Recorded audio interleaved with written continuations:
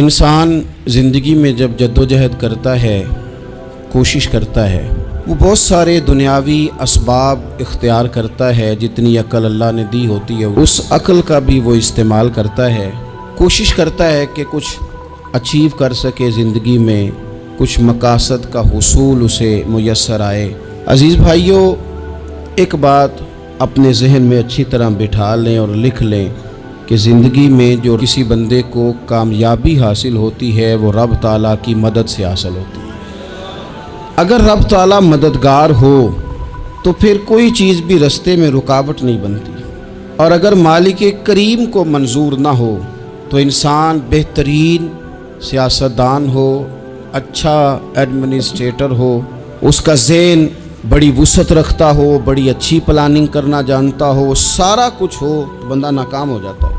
مسلمانوں کو جتنی کامیابیاں ملیں ان کا پس منظر صرف اتنا تھا کہ اللہ تبارک و تعالیٰ نے اپنے بندوں کی مدد فرمائی، اور اب تعالیٰ نے قرآن مجید میں اس حقیقت کا بیان کیا، فرمایا بل اللہ مولاکم، فرمایا بلکہ اللہ تمہارا مولا ہے، وَهُوَ خَيْرُ النَّاصِرِينَ، اور وہ بہترین مددگار ہے۔ وہ جو رب تمہارا مولا ہے وہ بہترین مددگار ہے، اور اگر وہ مدد کرے تمہاری، سورہ آل عمران میں آگے جا کے ارشاد فرمایا اگر اللہ مدد کرے تو پھر تم پر کوئی غالب نہیں آ سکتا، اور اگر وہ تمہاری مدد چھوڑ دے تو پھر کوئی تمہاری مدد کر سکتا، کوئی مدد نہیں کر سکتا۔ بدر کی جنگ بھی اور فتح مکہ بھی رمضان المبارک میں ہوا ہے۔ میں دونوں پر غور کر رہا تھا تو ایک نیا مضمون میرے ذہن میں آنے لگا۔ بدر کی جو جنگ ہے اس میں بھی ایک عجیب انقلاب آیا ہے کہ 313 نے 1000 سے مقابلہ کیا، اور جن 1000 سے مقابلہ کیا وہ اسلحے سے لیس تھے، اور یہ جو 313 ہیں ان کے پاس 6 زرہیں، 8 تلواریں، چند گھوڑے، لیکن اللہ نے کامیابی دی تو خود رب نے بیان کیا کس طرح دی، فرمایا وَلَقَدْ نَصَرَكُمُ اللَّهُ بِبَدْرٍ وَأَنْتُمْ أَذِلَّةٌ۔ وہ کامیابی اس طرح ملی ہے کہ رب نے تمہاری مدد کی تھی، تم تو کمزور تھے، اللہ نے بدر میں تمہاری مدد کی، تم جیت گئے۔ وَلَقَدْ نَصَرَكُمُ اللَّهُ بِبَدْرٍ وَأَنْتُمْ أَذِلَّةٌ، اللہ نے بدر میں تمہاری مدد کی، تم تو کمزور تھے۔ پھر فتح مکہ نصیب ہوئی تو اس میں بھی بہترین منصوبہ بندی نبی پاک علیہ السلام نے فرمائی، بہترین حکمت عملی حضور نے اپنائی، لیکن ہمیں جو اللہ رسول نے بات سمجھائی وہ کیا ہے؟ اذا جاء نصر اللہ والفتح، فرمایا جب اللہ کی مدد آئی اور فتح نصیب ہو گئی۔ یہ اللہ نے مدد فرمائی تمہاری، یہاں بھی فتح مکہ بھی اللہ کی مدد سے، جنگ بدر بھی اللہ کی مدد سے۔ وہ جو مدد ہے اللہ تعالیٰ کی، جب وہ ہم یہ کرتے ہیں کہ ہم اپنی ساری زندگی سیاست کی نظر کر دیں، ہماری سیاست صرف ملک میں نہیں ہوتی، ہماری سیاست خاندان میں بھی ہوتی ہے، ہم گھر کے اندر بھی سیاست کرتے ہیں، ہم کسی خاص طریقے سے لوگوں کو اپنے پیچھے چلانا چاہتے ہیں، ہم ایک خاص اسلوب اختیار کرتے ہیں کہ لوگ ہمارے پیچھے چلیں۔ اس کا نقصان ہمیں یہ ہوتا ہے کہ سیاست جو ہوتی ہے یہ شطرنج کے ہیر پھیر کی طرح ہوتی ہے، تو اس کے راز بڑی جلدی کھلنے لگ جاتے ہیں، پتہ چل جاتا ہے کہ بندہ مخلص نہیں تھا، سیاست کر رہا تھا، طریقے سلیقے سے اس نے جوڑ کے رکھا ہوا تھا۔ ہم ہر جگہ سیاست کے بل بوتے پر چیزوں کو لے کے چلنا چاہتے ہیں، سیاستیں ناکام ہو جاتی ہیں، سیانے لوگ فیل ہو جاتے ہیں، بچتا صرف وہی ہے جس کے پیچھے رب تعالیٰ کی مدد شامل حال ہوتی ہے۔ اپنی زندگی کے اندر ہم جو کچھ بھی کر رہے ہیں، جس شعبے سے بھی ہمارا تعلق ہے، آج ہم نے اس بات پہ غور کرنا ہے کہ پہلے تو یہ غور کر لیں کہ جو کام ہم کر رہے ہیں کیا وہ کام ایسا ہے کہ اس میں اللہ کی مدد ہمیں ملے گی؟ اگر آپ کوئی معاذ اللہ ناجائز کام کر رہے ہیں، فعل حرام کا ارتکاب کر رہے ہیں، تو اس میں تو مدد الہی آئے گی نہیں۔ پہلے تو یہ دیکھیں جو کر رہے ہیں وہ کام مدد الہی والا ہے، اور اگر اللہ تعالیٰ کی مدد والا وہ کام ہے پھر اس پر غور کریں کہ کیا ہم نے مالک سے مدد کا سوال کیا ہے، ہمیں مدد میسر آ رہی ہے۔ وہ میں نے بزرگوں سے ایک بات سنی تھی، وہ بڑی یاد رہ گئی۔ وہ فرمایا کرتے تھے قابلیت بھی بڑی چیز ہے لیکن قبولیت سب سے بڑی چیز ہے۔ قابل ہونا بھی بڑی بات ہے لیکن زیادہ بڑی بات یہ ہے کہ اس کی بارگاہ میں قبول بھی ہے کہ نہیں۔ اپنی زندگی میں اللہ کی مدد کی طرف بڑھیں، مالک کی مدد کا حصول اختیار کرنے کی کوشش کریں، اللہ کے ساتھ اپنے آپ کو جوڑیں۔ اگر اللہ کی مدد نصیب ہو، یہ جو ہم جتنا ڈرتے رہتے ہیں، سہمے رہتے ہیں، پریشان رہتے ہیں کوئی کیا کر دے گا، ہمارے ہاں نا ہر شعبے میں معاذ اللہ ایک مافیا ہے، الا ماشاء اللہ۔ وہ مافیا کہتا ہے میرے ساتھ ملو گے تو میں چلنے دوں گا، ورنہ میں نہیں چلنے دوں گا، مارکیٹ میں آ ہی نہیں سکتا فلانا بندہ، چونکہ یہاں ہمارا قبضہ ہے۔ اور میرے بھائی پھر بہت سارے لوگ جن کی نیتیں اور ارادے بڑے اچھے ہوتے ہیں شروع میں، وہ بھی اس مافیا کا شکار ہو جاتے ہیں اور ان کے رنگ میں رنگ جاتے ہیں۔ یاد رکھنا، کسی شخص کی بلیک میلنگ کا کبھی شکار نہ ہونا، کبھی کسی کی میٹھی اور مسجع مکفہ باتوں کا شکار نہ ہونا۔ کوئی کیا کر سکتا ہے اگر اللہ مددگار ہو تو؟ جس کو رب کریم اٹھانا چاہے اسے کوئی گرا سکتا ہے؟ ہم یہ ڈرے ڈرے سہمے پریشان فیصلہ کرنے کی طاقت نہیں، مجھے چلنا چاہیے کہ نہیں، اٹھنا چاہیے کہ نہیں، کرنا چاہیے، اٹھ باندھ کمر کیوں ڈرتا ہے؟ پھر دیکھ خدا کیا کرتا ہے۔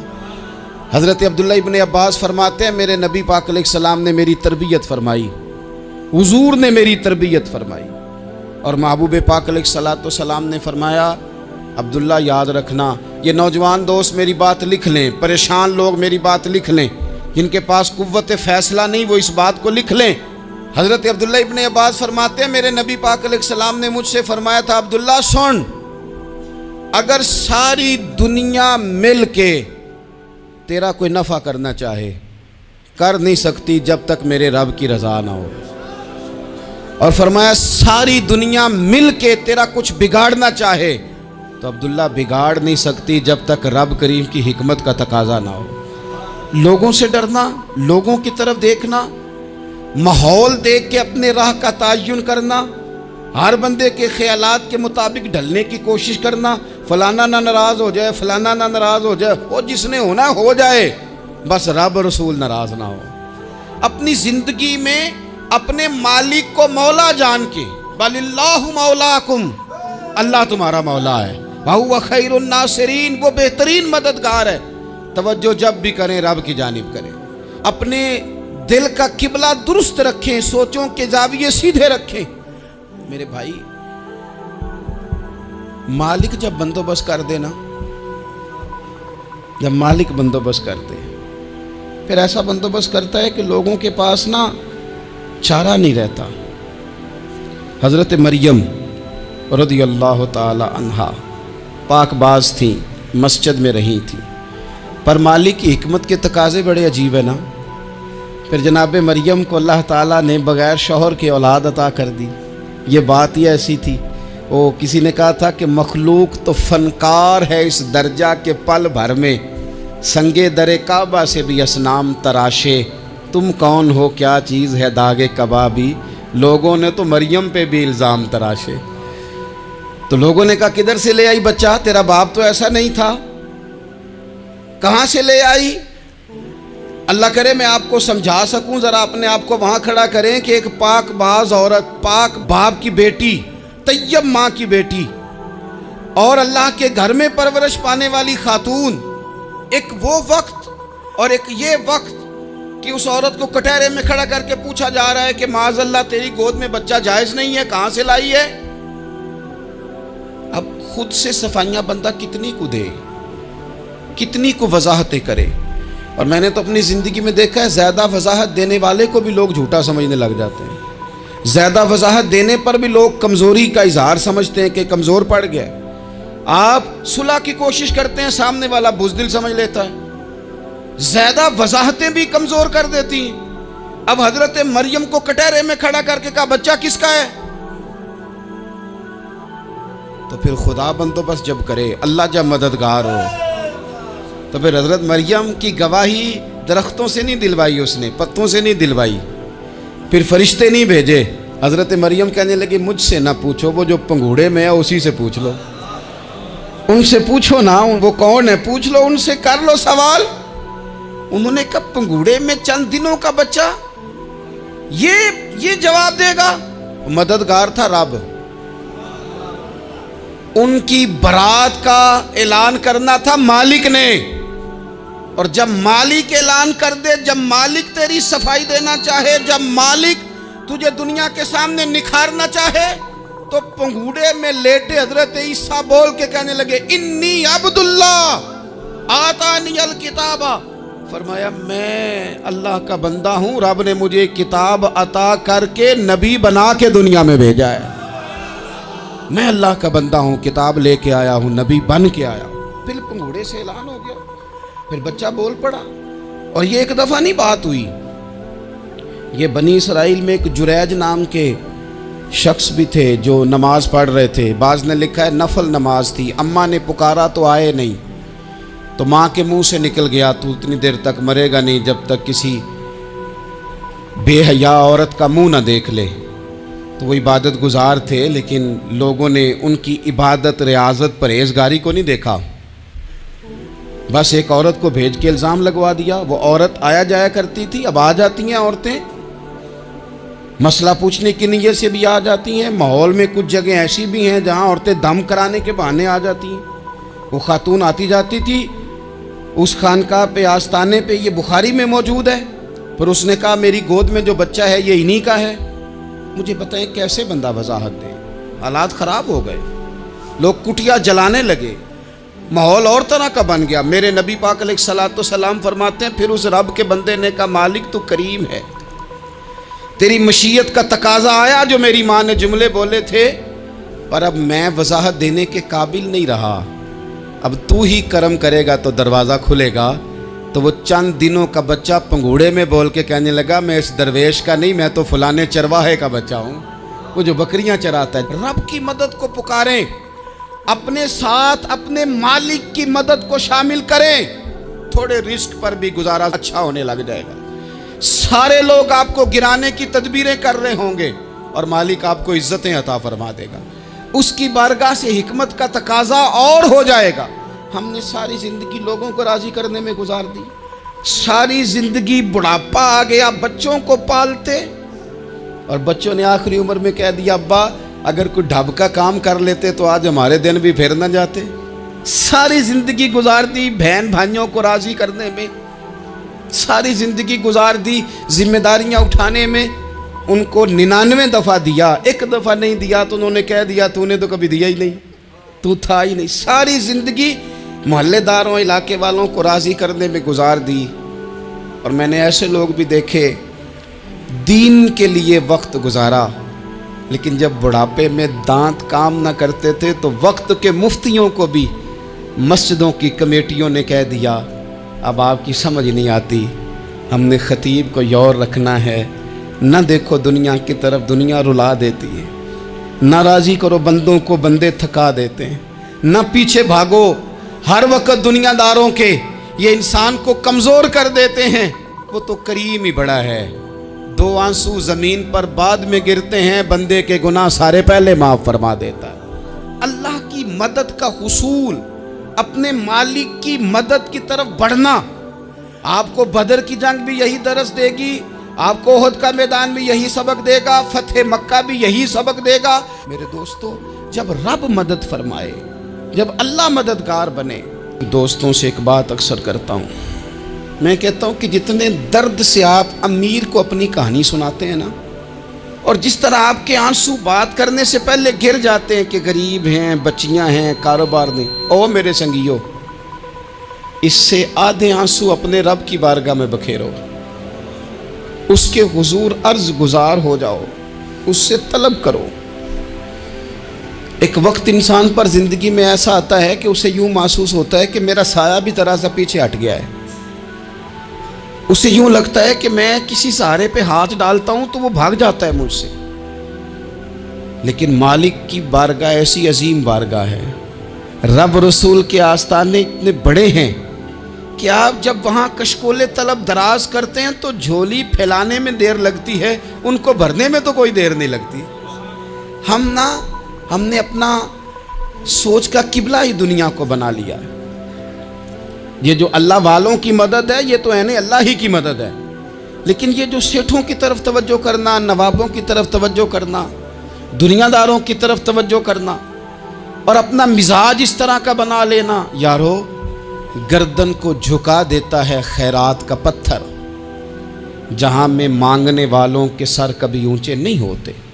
اور اقبال کہتے ہیں غیرت ہے بڑی چیز جہان تگ و دو میں، پہناتی ہے یہ فقر کو تاج سردارا۔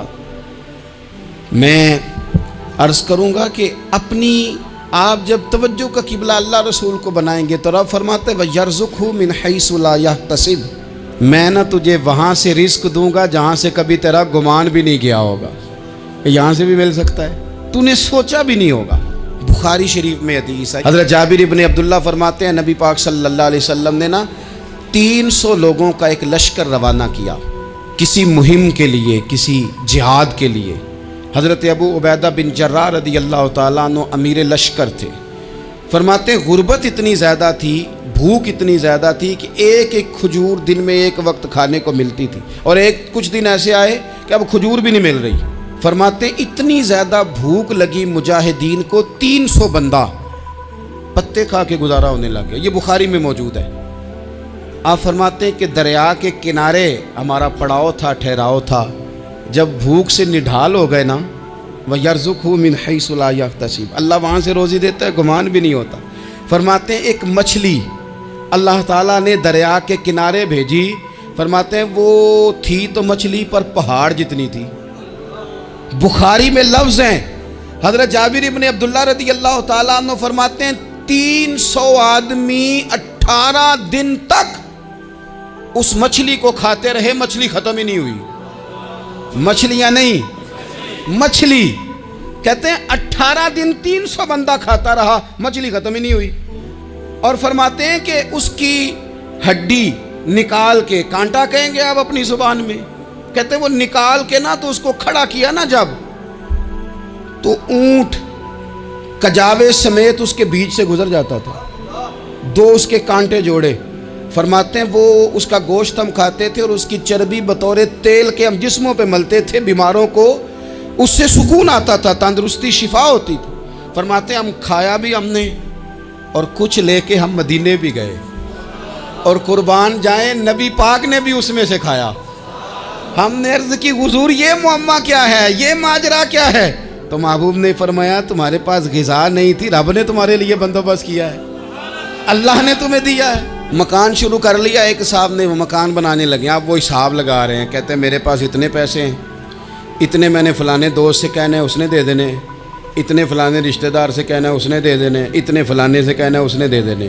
یہ ساری کاپی بنا کے مکان شروع کر لیا۔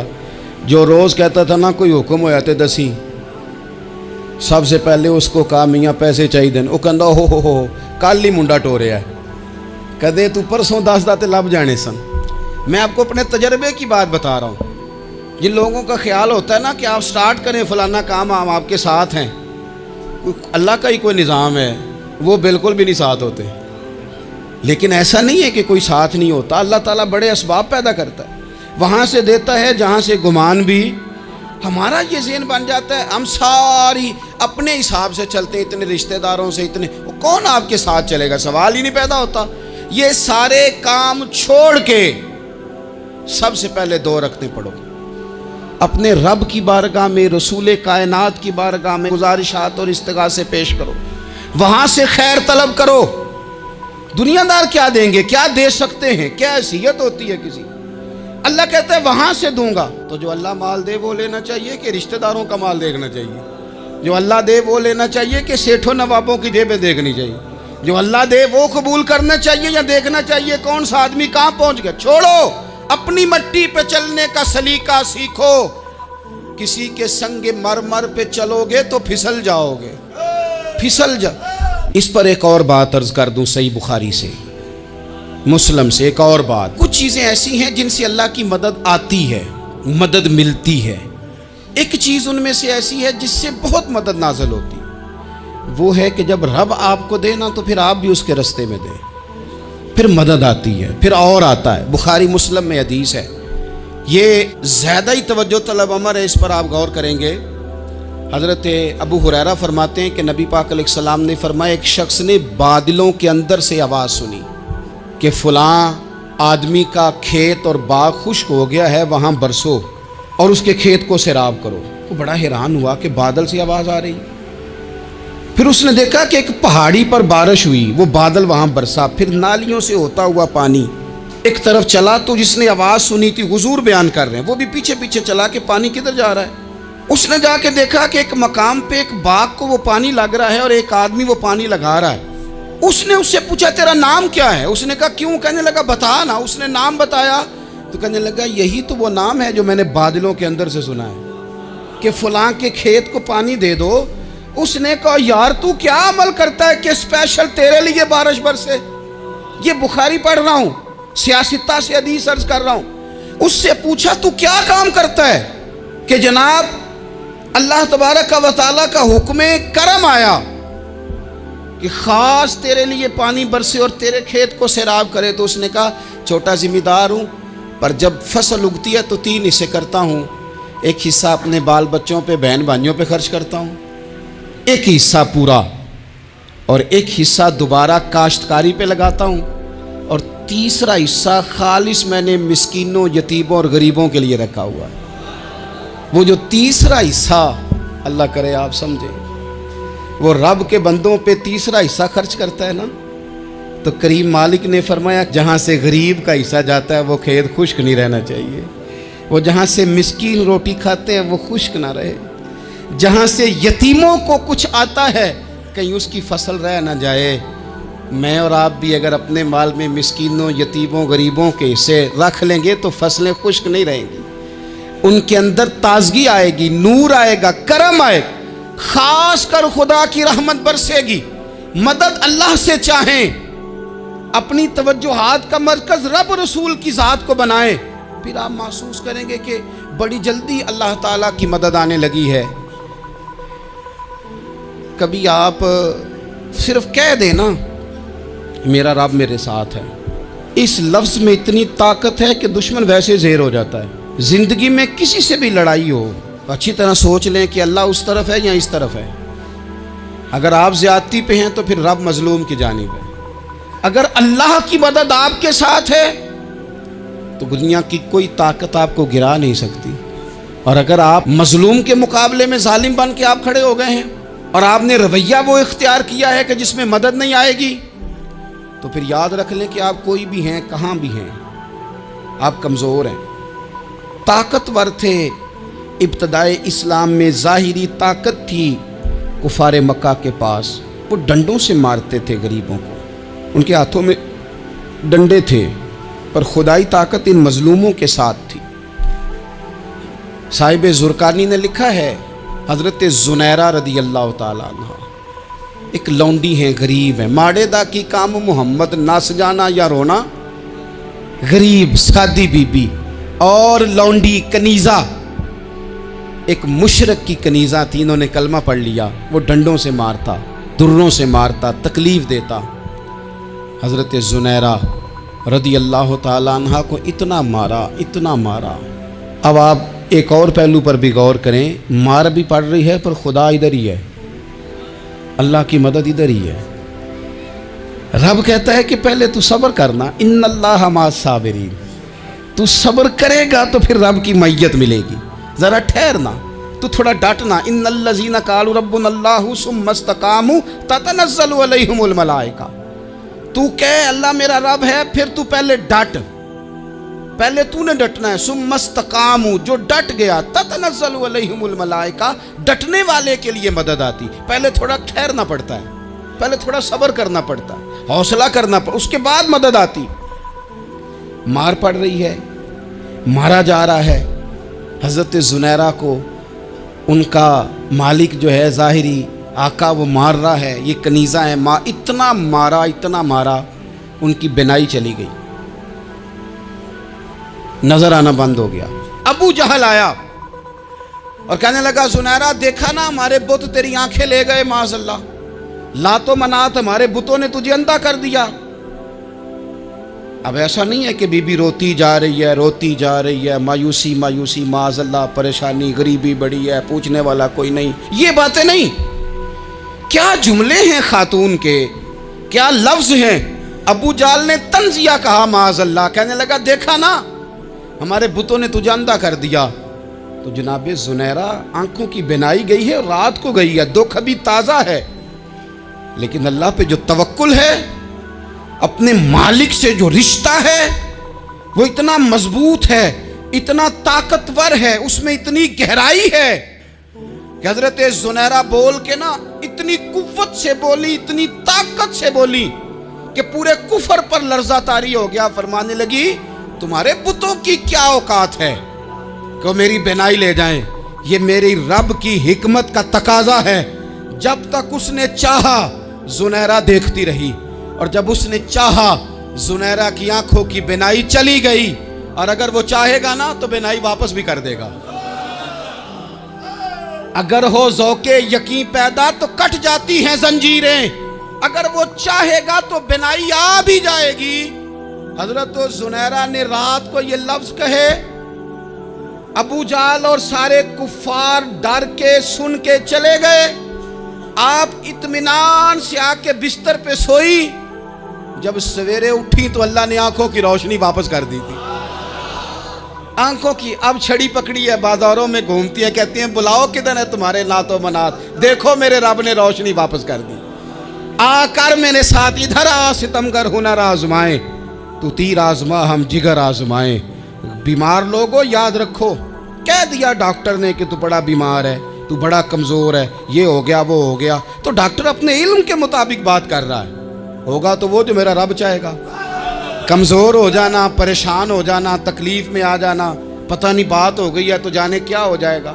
اپنی زندگی کے اندر اپنے رب سے رشتہ مضبوط کریں، رسول کائنات سے رشتہ مضبوط کریں، اللہ والوں سے رشتہ مضبوط کریں۔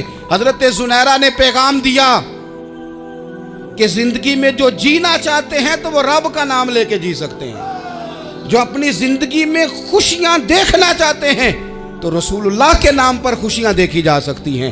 توکل کی بنیاد پر بندہ خوشیاں لے سکتا ہے، اور اگر انسان میں توکل نہیں ہے تو پھر وہ اس کالے جادو سے بھی ڈر رہا ہے، وہ نیلے سے بھی ڈر رہا ہے، وہ پیلے سے بھی ڈر رہا ہے، وہ فلانے سے بھی ڈر رہا ہے، وہ میرے خلاف فلانا رشتہ دار سازش کر رہا ہے تو ڈر رہا ہے، فلانا میرے بارے میں یہ کر رہا ہے تو ڈر رہا ہے، وہ پتہ نہیں دنیا ادھر ہو جائے گی تو کیا ہو جائے گا، اٹھ باندھ کمر کیوں ڈرتا ہے، پھر دیکھ خدا کیا کرتا ہے۔ تو اس ساری گفتگو کا نچوڑ آپ کو یہ عرض کیا ہے، سب سے پہلے تو یہ کہ میدانوں میں مدد بھی اللہ کی، رزق میں مدد بھی اللہ کی، فصلیں خشک ہوں تو مدد پھر بھی اللہ کرے، تو پھر ساری مدد، اور اگر انسان بیمار ہو تو پھر بھی مدد اللہ کی۔ تو اپنے اللہ کی جانب توجہ کو بڑھائیں، آپ اللہ سے مدد کے سوالی بنیں۔ ترمذی کی ایک حدیث ہے، میں آپ کو زندگی کا تجربہ بتاتا ہوں کہ جب میں بڑا پریشان ہوتا ہوں تو یہ والی روایت کھول لیتا ہوں، مزہ دیتی ہے۔ میرے نبی پاک علیہ السلام نے فرمایا اپنے دکھ سیٹھوں نوابوں کو نہ کہنا، مالداروں کا نہ کہنا، ورنہ اللہ تمہیں کبھی غنی نہیں کرے گا۔ فرمایا اپنے دکھ اپنے رب کی بارگاہ میں عرض کرنا، جلدی کرے یا دیر سے کرے اللہ تمہیں لوگوں سے بے نیاز کر دے گا، اللہ تمہیں غنی کر دے گا۔ رات کو بیٹھو نا اس کی بارگاہ، اسے دکھڑے سناؤ، چھوٹی چھوٹی باتیں، حضور نے فرمایا نمک بھی مانگو تو رب سے مانگو، چھوٹی چھوٹی بات سے شروع کرو نا۔ جب بندہ شروع کرتا ہے نا چھوٹی چھوٹی چیزیں تو بڑی ساری چیزیں، یہ اس طرح ہوتا ہے جیسے بندہ رب سے گفتگو کر رہا ہے، مالک مجھے یہ چاہیے، مالک میں یہاں کمزور ہوں، اللہ میں یہاں پریشان ہوں۔ آپ یہ کر کے تو دیکھیں، لمبی لمبی دعائیں مانگ کے تو دیکھیں، اس کے حضور جوڑ کے تو دیکھیں، آپ دیکھیں گے راحت کتنی ہے، سکون کتنا